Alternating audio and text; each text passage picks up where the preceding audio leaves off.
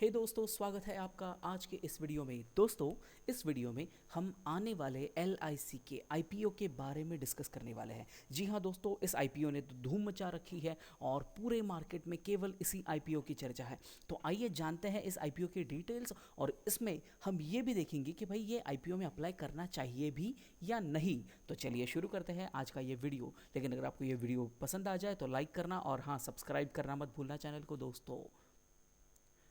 तो ये IPO शुरू हो रहा है 4 मई को ओपन होने वाला है, और 9 मई यानी ये 5 दिन, इसमें कुछ छुट्टियां भी आती है तो इसलिए 5 दिन का पीरियड दिया गया है कि जिसमें आपको इस IPO के लिए आप अप्लाई कर सकते हैं। ये विंडो ओपन होने वाली, ये जो शेयर हमको मिलने वाला है उस हर शेयर की फेस वैल्यू रहने वाली है 10 रुपये दोस्तों, जो कि यूजुअली होता है। इसका प्राइस बैंड जो है ना वो हमारे लिए बहुत इंपॉर्टेंट है दोस्तों। इसका प्राइस बैंड जो रहेगा वो 902 रुपये से 949 रुपये तक, यानी 902 to 949 रुपीज़ तक इसका प्राइस बैंड हो सकता है दोस्तों। एक ऐसा देखा गया है यूजुअली कि ये जो प्राइस फिक्स होती है ना, यूजुअली अपर लिमिट को होती है। तो हम आगे के एजम्पशंस के लिए हम इसको 949 रुपीज़ ही मान के चलेंगे।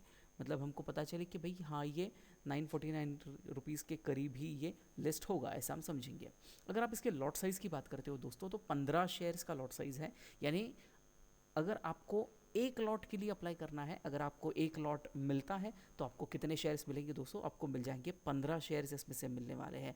और उन 15 शेयर्स के लिए अगर हम ये टॉप की प्राइस पकड़ेंगे, 949 रुपीज़ पकड़े, इंटू 15 रुपीज़ करें तो आपकी इन्वेस्टमेंट होने वाली है 14,235 रुपये। 14,235 rupees will be the investment जो आपको करना होगा एक लॉट को प्राप्त करने के लिए। लेकिन दोस्तों, इतना बड़ा IPO है, इतना डिमांड इस IPO के लिए हो सकता है।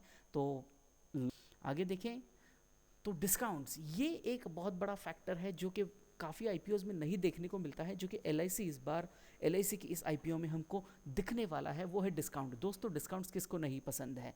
तो चाहे आप मार्केट में खरीदने के लिए चले जाओ, कोई चीज़ वस्तुएं खरीद रहे हो या फिर शेयर्स खरीद रहे हो, इस तरह से IPO में अगर आपको डिस्काउंट मिल जाए तो वारे न्यारे हैं दोस्तों।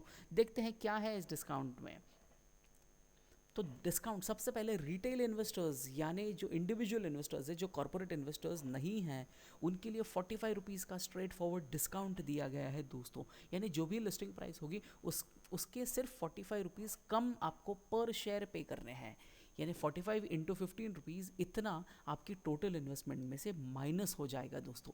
ये हो गया रिटेल इन्वेस्टर्स के लिए। उसी तरह से एक एडिशनल बेनिफिट जो है वो दिया गया है पॉलिसी होल्डर्स को। ये बहुत बड़ी बात है। LIC के कितने ही पॉलिसी होल्डर्स इस देश में हैं दोस्तों। तो अगर आपके पास पॉलिसी है, और हाँ, इंपॉर्टेंट बात यह है, अगर आपकी इंश्योरेंस पॉलिसी और आपका पैन नंबर ये एक दूसरे से लिंक्ड है, तो आपको सीधा सीधा ये 60 रुपीज़ का डिस्काउंट मिल जाएगा पर शेयर में। यानी आप ऐसे समझिए कि आपको मिलेगा 60 रुपये सस्ता, और अगर जो लिस्टिंग प्राइस है वही अगर मार्केट प्राइस भी होती है तो आपको सीधा सीधा 60 रुपये का फ़ायदा पर शेयर में मिल सकता है दोस्तों, अगर आप पॉलिसी होल्डर है और आपका पैन नंबर आपकी पॉलिसी के साथ लिंक्ड है तो। इसी के साथ में LIC के एम्प्लॉयज़ के लिए भी एक विशेष डिस्काउंट दिया गया है, वो है 45 रुपीज़ पर शेयर का। यानी रिटेल इन्वेस्टर्स और एम्प्लॉयज़ के लिए सिमिलर डिस्काउंट दिया गया है, जो कि 45 रुपीज़ का होने वाला है दोस्तों।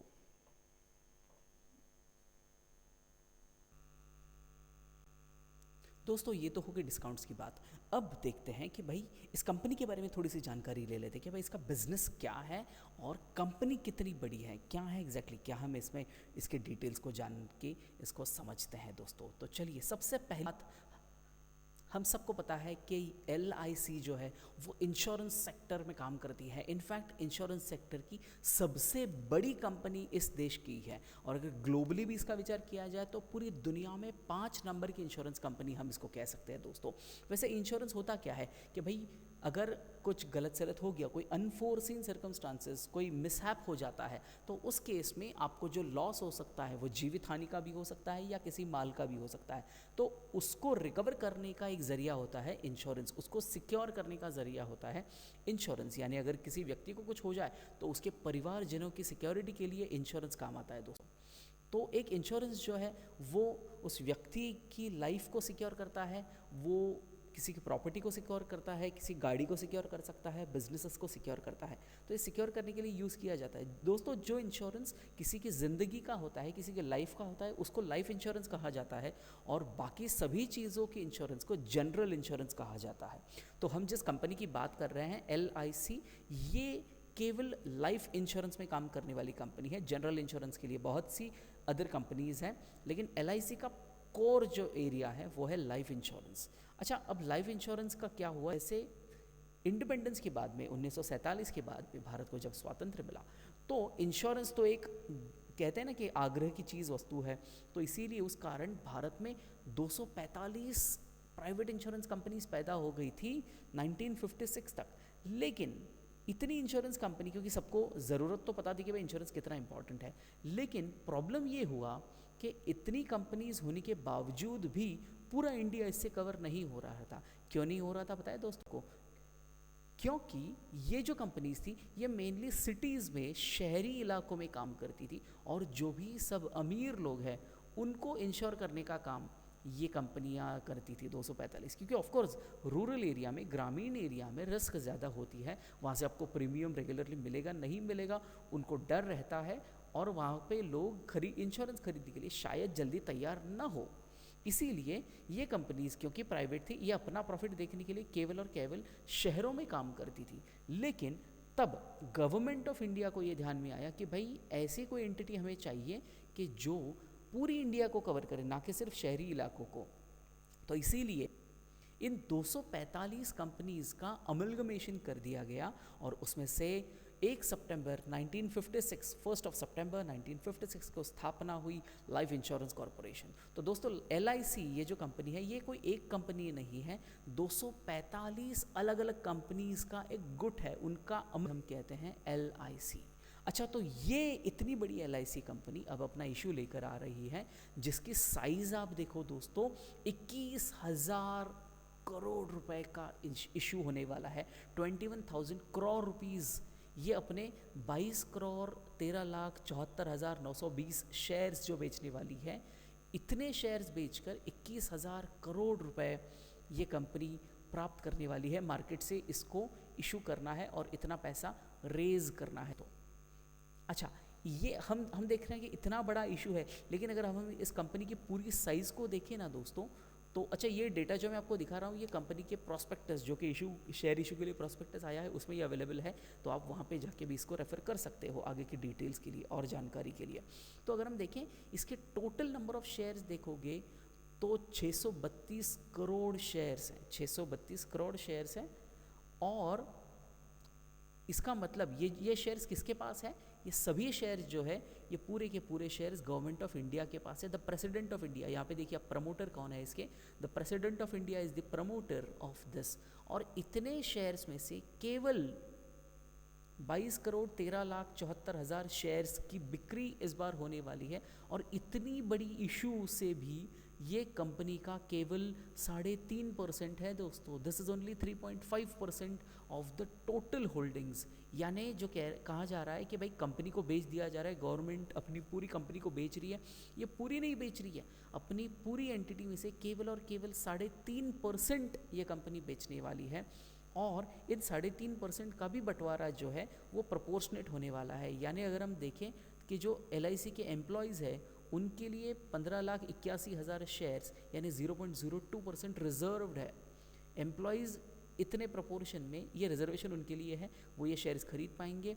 जो पॉलिसी होल्डर्स है उनके लिए 22 करोड़ 13 लाख शेयर्स, 2 करोड़ 21 लाख 37,000 शेयर्स जो है ये रिजर्व्ड है, और बचे हुए जो है 3.13% वो जनरल पब्लिक के लिए है। तो इस तरह से ये टोटल इतना बड़ा इशू जो है ये LIC लेकर आ रही है दोस्तों। अच्छा, अब इसमें इन्वेस्ट करें या ना करें, ये जानने के लिए हमको पहले तो ये समझना है कि भाई कंपनीज़ की स्ट्रेंथ्स क्या है और वीकनेसेस क्या है। तो आइए समझते हैं कंपनी की स्ट्रेंथ को। देखा जाए तो ये कंपनी कितनी बड़ी है दोस्तों। हमें लगता है LIC सिर्फ इंडिया में काम करती है, नहीं। देखो, Fiji, Mauritius, Bangladesh, Nepal, Sri Lanka, Singapore, UAE, Bahrain, कतार, कुवैत और UK भी, इतने देशों में इस कंपनी का जाल फैला हुआ है। इतने देश, ऐसे समझिए जहाँ जहाँ भारतीय लोग हैं वहाँ वहाँ पर ये कंपनी मौजूद है दोस्तों। अच्छा, इसका शेयर देखिए, मार्केट शेयर कितना है, एनबीपी यानी न्यू बिजनेस प्रीमियम, हर साल नया बिजनेस कितना मिलता है। अगर हम ये देखें 2021 का डेटा, पूरे मार्केट में से देखो ये सारी कंपनीज एक तरफ और 61.40% केवल और केवल एल के पास है। 61 यानी 60% से ज़्यादा शेयर सिर्फ एक कंपनी उठा रही है। तो ये किसी मोनोपोली से कम नहीं है दोस्तों। 2010 तक इनफैक्ट इनकी मोनोपोली, 2000 साल तक इनकी मोनोपोली रही है इंश्योरेंस में, और उसका ही परिणाम है कि 61% आज भी एल अपने पास होल्ड कर रखी है।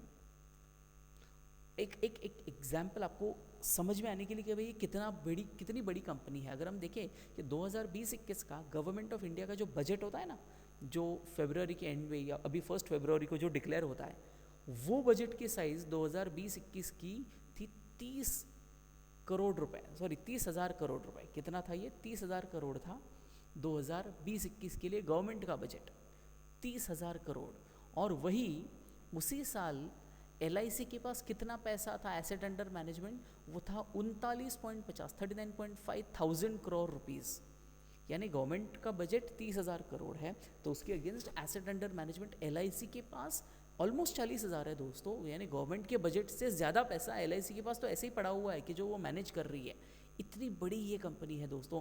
तो ये इसकी स्ट्रेंथ बताती है, इतना पैसा ऑलरेडी इसके पास है एज एसेट अंडर मैनेजमेंट, यानी इसके बेस पर ही अपने रिटर्न्स हमेशा कमाते रहती है दोस्तों।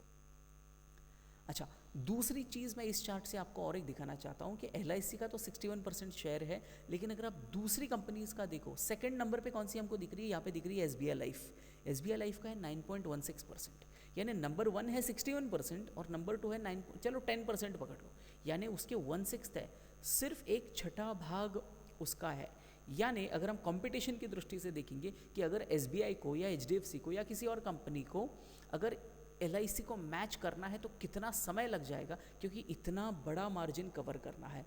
तो इस ऑलरेडी प्री एस्टैब्लिश्ड कंपनी है, तो इसीलिए ओवरऑल रिटर्न्स और सिक्योरिटी की दृष्टि से देखा जाए तो ये एक अच्छी कंपनी दिखती है इस फिगर्स से। और एक बड़ी बात जो एल की स्ट्रेंथ है वो इसके इंश्योरेंस एजेंट्स। जी हाँ दोस्तों, 13.5 लाख एजेंट्स फैले हुए हैं पूरी दुनिया में और पूरे देश भर में भी।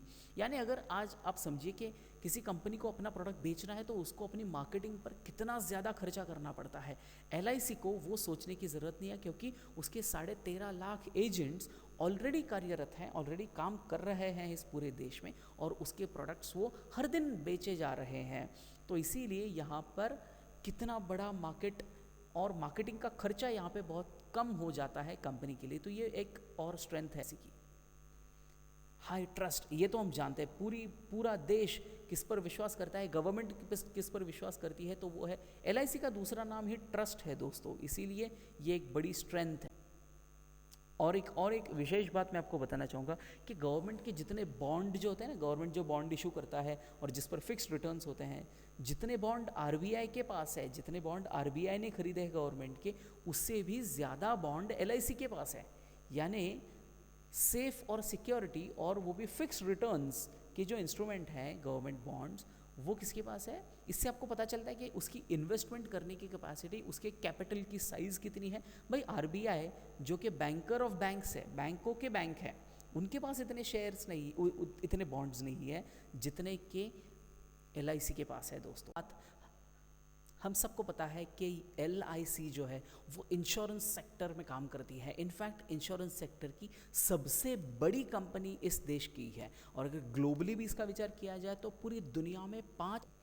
तो एक इंश्योरेंस जो है वो उस व्यक्ति की लाइफ को सिक्योर करता है, वो किसी की प्रॉपर्टी को सिक्योर करता है, किसी गाड़ी को सिक्योर कर सकता है, बिजनेसेस को सिक्योर करता है। तो ये सिक्योर करने के लिए यूज़ किया जाता है दोस्तों। जो इंश्योरेंस किसी की ज़िंदगी का होता है, किसी के लाइफ का होता है, उसको लाइफ इंश्योरेंस कहा जाता है, और बाकी सभी चीज़ों की इंश्योरेंस को जनरल इंश्योरेंस कहा जाता है। तो हम जिस कंपनी की बात कर रहे हैं LIC, ये केवल अच्छा, दूसरी चीज़ मैं इस चार्ट से आपको और एक दिखाना चाहता हूँ कि एल का तो 61% शेयर है, लेकिन अगर आप दूसरी कंपनीज का देखो, सेकंड नंबर पे कौन सी हमको दिख रही है? यहाँ पे दिख रही है SBI लाइफ। SBI लाइफ का है 9.16%, यानी नंबर 1 है 61% और नंबर 2 है 9, चलो 10% पकड़ लो, यानी उसके 1/6 है, सिर्फ एक छठा भाग उसका है। यानी अगर हम कंपटीशन की दृष्टि से देखेंगे कि अगर SBI को या HDFC को या किसी और कंपनी को अगर LIC को मैच करना है तो कितना समय लग जाएगा, क्योंकि इतना बड़ा मार्जिन कवर करना है। तो इस ऑलरेडी प्री एस्टैब्लिश्ड कंपनी है, तो इसीलिए ओवरऑल रिटर्न्स और सिक्योरिटी की दृष्टि से देखा जाए तो ये एक अच्छी कंपनी दिखती है। अच्छा, और एक मेजर डिसएडवांटेज हम कह सकते हैं या एक वीकनेस कह सकते हैं LIC की, IT फ्रंट पर अगर हम इनको देखें तो ये काफ़ी कम है। यानी आप किसी प्राइवेट सेक्टर की कंपनी की वेबसाइट पे जाकर इंश्योरेंस खरीदना आपको पता है, लेकिन क्या आपको ये भी पता है कि LIC भी अपने पोर्टल से ऑनलाइन इंश्योरेंस बेचती है? जी हमको नहीं पता दोस्तों, बहुत से लोगों को ये नहीं पता है, क्योंकि LIC ने अपना जो ट्रेडिशनल मॉडल है एजेंट्स वाला वही बरकरार रखा है। दो उसने अडॉप्ट करने का प्रयास किया है कि मैं ऑनलाइन पोर्टल खोल कर अपनी पॉलिसीज़ बेच सकती हूँ, लेकिन वो जो IT वाला मॉडल है वो अभी उतना ग्रो नहीं हुआ है, उसकी अभी लोगों को इतनी आदत नहीं है, पता भी नहीं, उसका नॉलेज भी नहीं है। और दूसरी एक चीज़, अर्बन मार्केट्स यानी जो शहरी इलाकों में इसने अपना मार्केट जो है वो इतने अच्छे से कैपिटल नहीं किया है, काबिज नहीं कर पाया है। और एक देखा जा रहा है कि जो वेल एजुकेटेड लोग हैं या कह लो जो शहरी इलाकों में रहने वाले लोग हैं, वो लोग अब LIC से थोड़े से दूर जा रहे हैं और प्राइवेट सेक्टर की इंश्योरेंस पॉलिसीज़ की तरफ अपना रुख मोड़ रहे हैं दोस्तों। तो ये एक मैटर ऑफ कंसर्न, अभी तो नहीं लेकिन लॉन्ग टर्म में शायद हो सकता है अगर LIC अपने आप को अपडेट न करे तो ये थे कुछ स्ट्रेंथ्स और वीकनेसेस जो हमने देखे हैं। तो दोस्तों अभी है निर्णय का क्षण, अभी ये आपकी जिम्मेदारी है, आपको इन सभी स्ट्रेंथ्स को और वीकनेसेस को ध्यान में रखते हुए अपना निर्णय लेना है। दोस्तों ग्रे मार्केट की प्राइसेस देखिए तो वो प्रीमियम में चल रही है, यानी लिस्टिंग पर कुछ प्रीमियम मिलने की आशंकाएं व्यक्त की जा रही है कुछ एक्सपर्ट्स द्वारा। तो ऐसा भी हो सकता है कि ये लिस्टिंग पे अच्छे रिटर्न दे दे। लॉन्ग टर्म की अगर हम सोचें तो ये फंडामेंटली बहुत ही ज़्यादा स्ट्रांग कंपनी है, तो इसके लॉन्ग टर्म की दृष्टि से भी इसमें इन्वेस्टमेंट के लिए आप सोच सकते हो, लेकिन अपना डिसीजन लेते समय इसकी वीकनेसेस को भी ध्यान रखना और इसके स्ट्रेंथ्स को भी इग्नोर मत करना दोस्तों। तो जो भी निर्णय होगा आपका होगा, आप अपने फाइनेंशियल एडवाइज़र से बात कर सकते हैं और उनसे सलाह मसलत करके ही कोई भी इन्वेस्टमेंट का निर्णय लीजिएगा दोस्तों। आई होप ये स्ट्रेंथ्स और वीकनेसेस आपको अपना डिसीजन लेने में मदद करेंगी दोस्तों।